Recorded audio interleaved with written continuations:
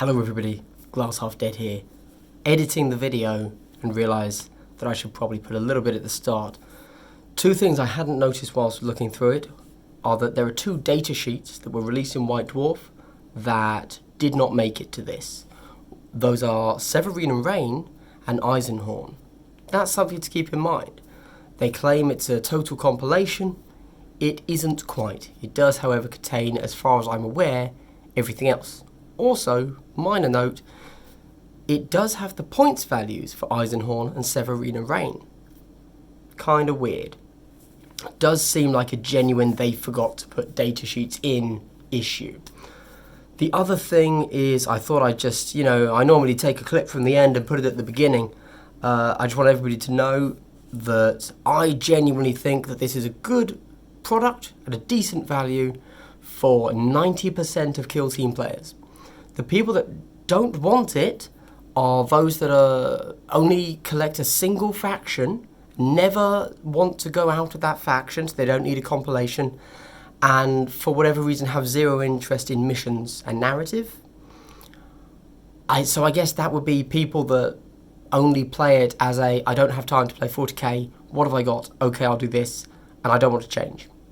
The other people that aren't going to need it are people that are competitive and get their rules online. If you're going to do that, you wouldn't buy it anyway. So if you're not one of those two extremes, then this is probably a pretty solid purchase for you. It's only, I think it was £20 in the UK. Really good value. And there's a lot in there. And there are a lot of balance changes, mainly through tactics. There's only two actual points changes, so it really is through new tactics that people would have been given. Anyway, that's all I have to say here.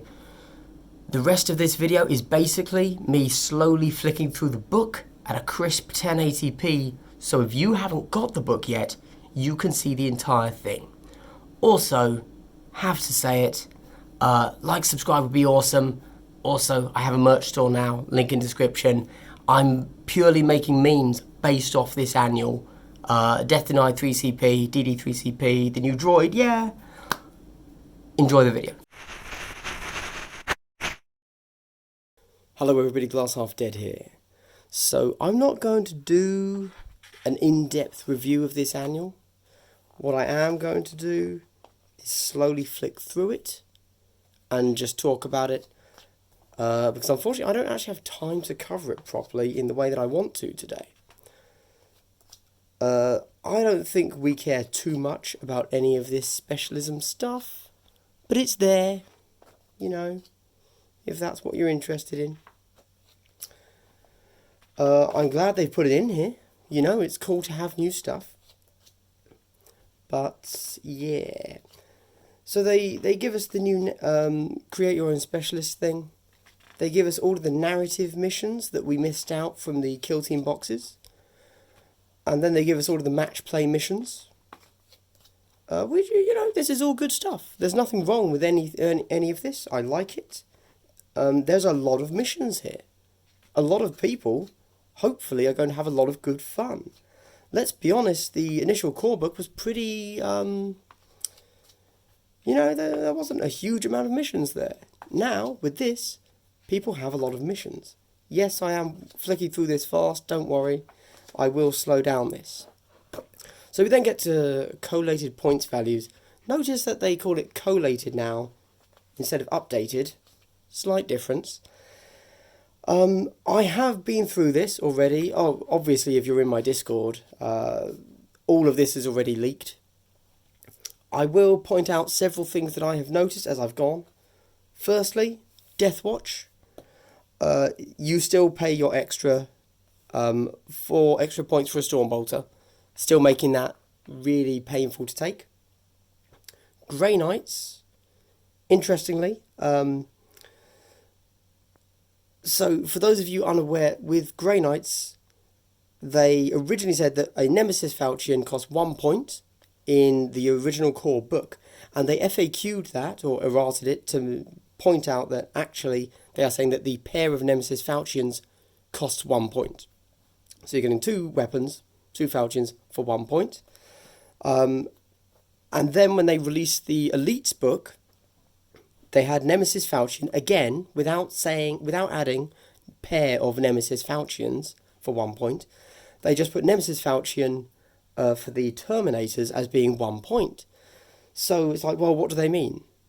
Do they actually, was this intentional and they actually do mean that the Nemesis Falchion now for a Terminator costs 2 points? Because they have increased the cost of a lot of base weapons for an elite model to use? The way they have worded this... Oh, and I will also point out, I actually really like this new way of listing out the points. This is a great addition.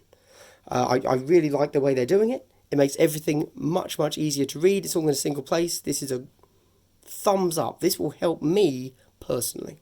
However, we see that a Nemesis Falchion is 1 point. Now we know, because they've FAQ'd it, that a Nemesis Falchion for a standard, what are they called? A standard Grey Knight is 1 point. The pair of Nemesis Falchion is 1 point.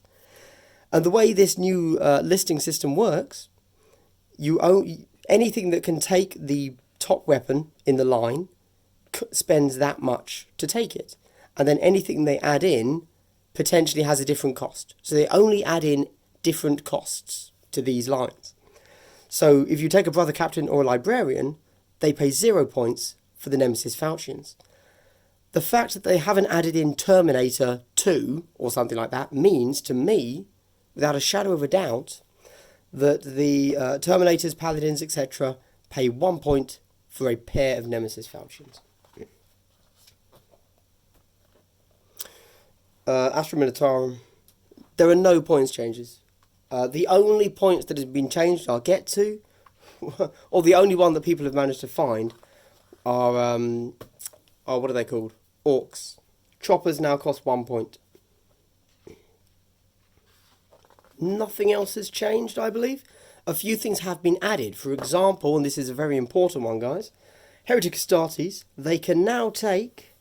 It's not here. It's on the other page. Autocannon. For 3 points. Now, that is actually quite relevant, because if we scroll down a little bit, Heavy Bolter is also 3 points. We'll get to that later. Nothing else has changed as far as anyone can tell. Everything is just... yeah.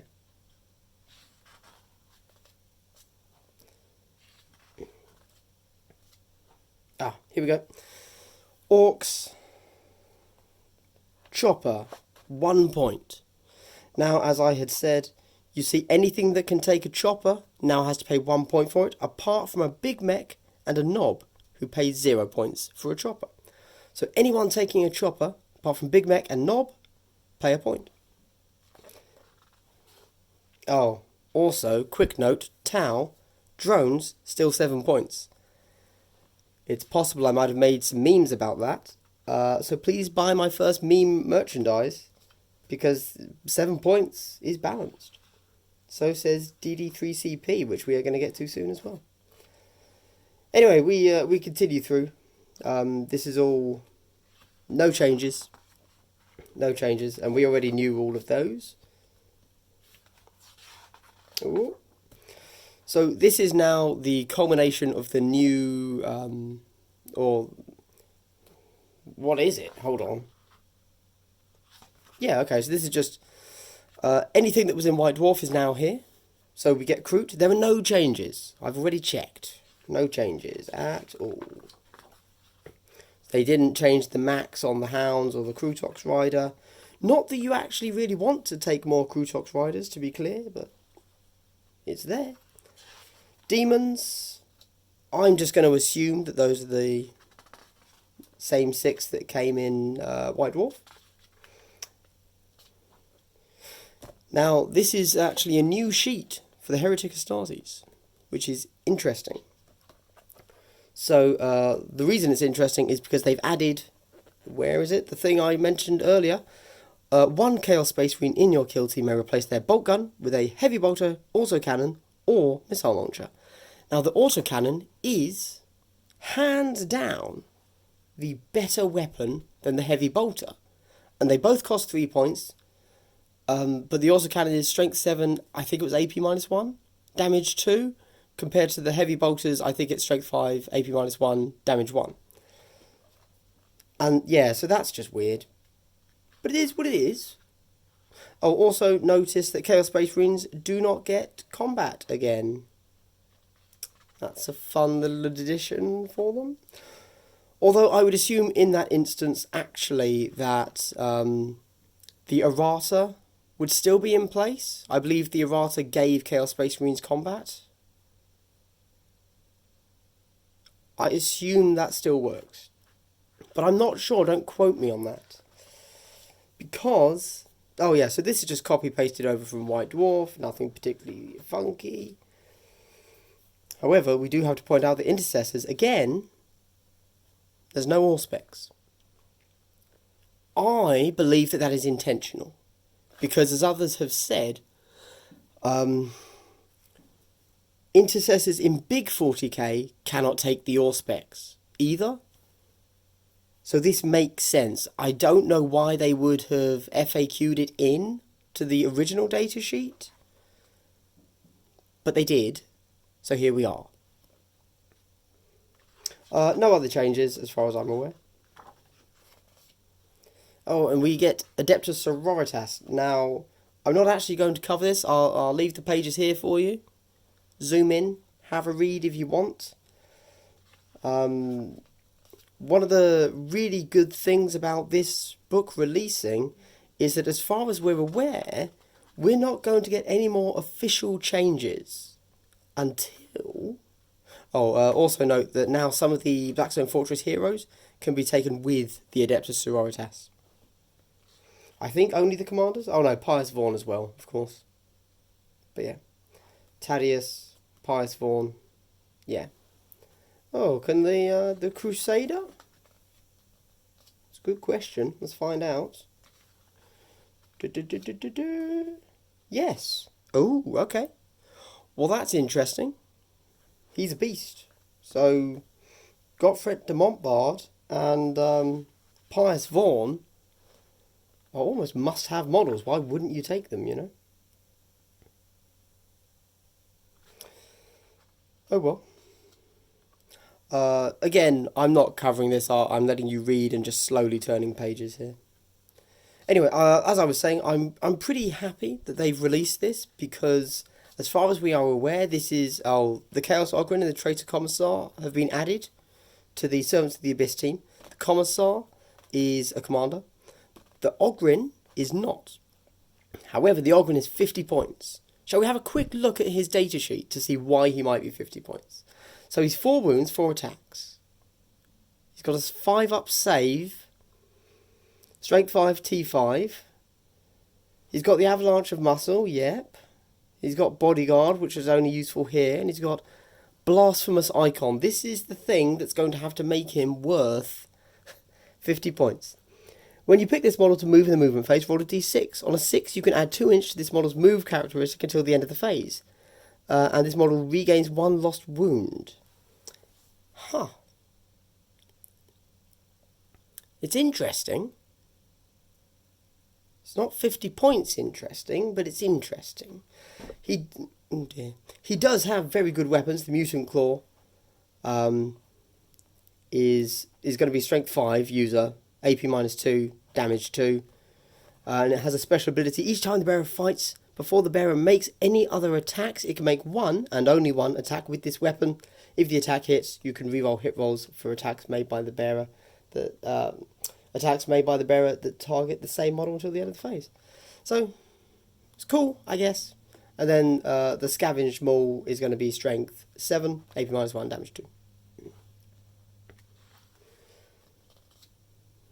I don't care about this. This is narrative bullshit in my fucking kill team manual. There's also lots of new tactics. I'm not going to go over them because I don't know the base tactics well enough to know which of these are new and which of them aren't. If there are any that stand out to me, I will point them out. Of course, one of them does. Where is it? Death Denied, 3 CP. Boom. Had to be done. Yeah. So, feel free to have a read. Yeah, so anyway, this is kind of, as far as we are aware, the last official release from Games Workshop that Kill Team is going to get until next year. Now they are doing an article in every White Dwarf, so it's possible we will get more in a few months. Maybe a new faction, maybe a new unit. Who knows? But until then, this is Kill Team is with the release of this annual, in my mind, complete, and that's a good thing for me, because it means that I can actually start doing faction reviews and tacticas. Since Elite's released, I've wanted to do one, but then we had word. Then I was just busy, and then we had word that things were changing, and then I was busy with SoCal, then the annual. I just never got around to it, to be honest. I've been wanting to do Drukhari, Adeptus Astartes, and AdMech, just never got around to it. Oh yeah, because I think in the week that I was about to start making my own AdMech video, Beerin released his, so I was like, bollocks. Anyway, now with Kill Team being complete for a year, I'm going to start doing some, which I'm really excited about. Anyway, the good thing about this, however, is for those lonely factions that didn't get a faction box, you now have new tactics. So this is pretty cool. I'm not going to read through these, however, Grey Knights have tactics. It's pretty damn amazing. It should be noted. Oh yeah, there you go. So I was gonna say, all of them, good stuff. So for those of you that are unaware, all these tactics are a compilation of the core tactics, the elite tactics, the tactics from your faction box, and your commander tactics and your psychic tactics. So it may look like, for example, Astra Militarum have loads of tactics. Look at all these tactics. So many. But actually, I believe they don't have any new ones. This is just, they already had these. There you go. So I quite like that they are all here, laid out. We can all get them. Pretty cool. Which brings me... Custodes. Again, obviously a faction that didn't have a box release. Now they have a crap ton of tactics. Very cool. So Custodes are going to be a lot more effective now, I suspect.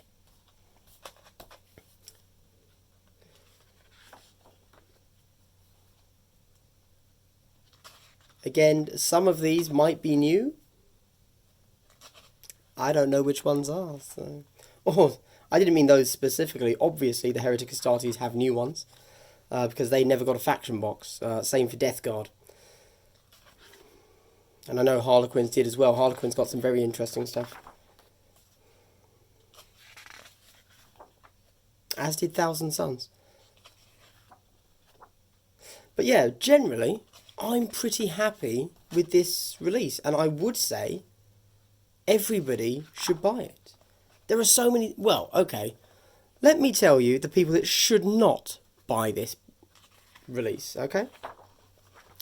Anyone that owns a single faction and never wants to own a second.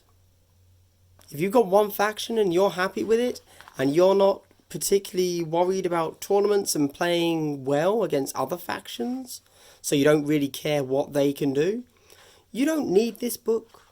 Oh, also if you're not into narrative missions and match play missions, you don't need this. The other people that don't need this book are people that are only into competitive games and only get their rules from illegal sources online. Those two types of players, you know, the two complete opposite ends of the spectrum, don't need this book. Obviously, the highly competitive player that is happy to get their rules from online, well, you're not going to buy anything, so what do you care if Games Workshop releases anything? And for those of you that are super into only one faction and you don't need anything else, then this just doesn't represent good value for you at all. Because I love this, because suddenly I have everything in one place. This is really good. For me, it's a must buy.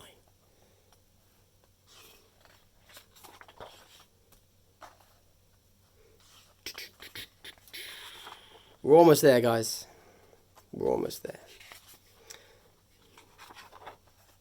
Now, I do want to go through some of the things in here a little bit more, but I don't have time today.